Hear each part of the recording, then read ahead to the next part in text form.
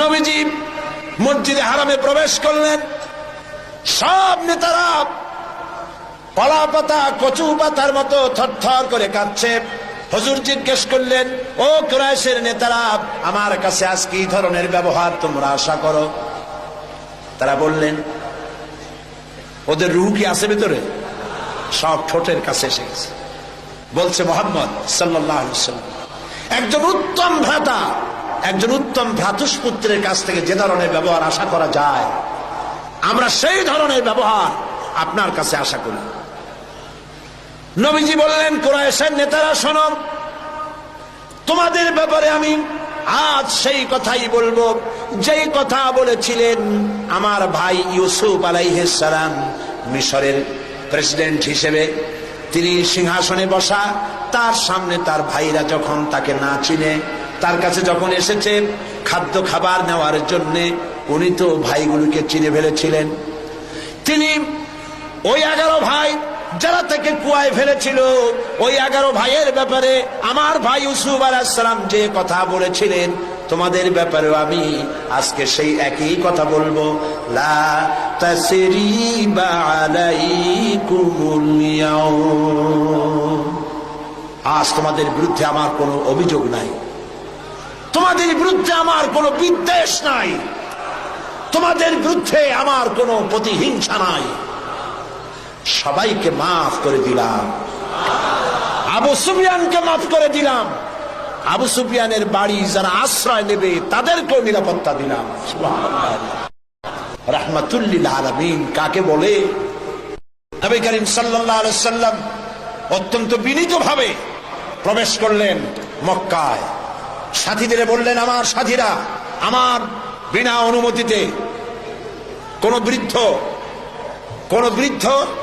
কোন নারী, কোন অসুস্থ, কোন শিশু এদেরকে স্পর্শ করবে না, ফলদার বৃক্ষ কর্তন করবে না, আমার বিনা অনুমতিতে কাউকে নির্যাতন করবে না, গ্রেফতার করবে না। মানুষ সব বিছানাপত্র বগল দাবা করে কাফেরেরা দিক বিদিক পালাচ্ছে, দৌড়াচ্ছে। নিজেদের অপরাধ জানা আছে তো সমানে পালাইতেছে।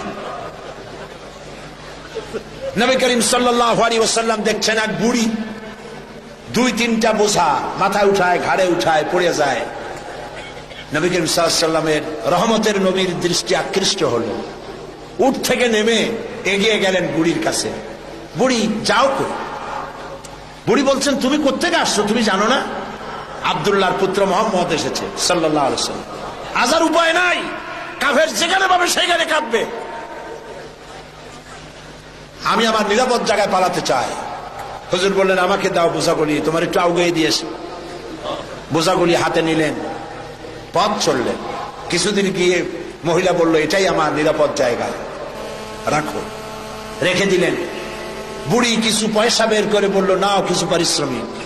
হুজুর বললেন, না, আমি কোনো পারিশ্রমিক নেব না। বুড়ির চোখ এত বড় হয়ে গেছে। এই দেশে মানুষ মানুষের উপকার করে বিনা পয়সায়? আশ্চর্য। তুমি যে আমার পেছন থেকে মালপত্র নিয়ে কেটে পড়নি, এই তো আমার কপাল। তুমি পয়সা নেবে না, কে তুমি? আল্লাহর নবী বলেন, বুড়িমা, যার ভয়েতে তুমি কাবা শরীফের নিকট থেকে নিরাপদ জায়গা যেটাকে মনে করেছে এই পর্যন্ত এসেছো, আমি সেই মক্কা নগরীর আব্দুল্লাহর এতিম পুত্র নবী মুহাম্মদুর রাসূলুল্লাহ। বুড়ি বলছেন, মুহাম্মদ সাল্লাল্লাহু আলাইহি ওয়াসাল্লাম তোমার বিরুদ্ধে নেতৃবৃন্দ এত বাজে কথা বলেছে, আমরা ভুল বুঝেছি। তুমি এত উদার, এত মহৎ, আগে বুঝতে পারি নাই, জানতে পারি নাই।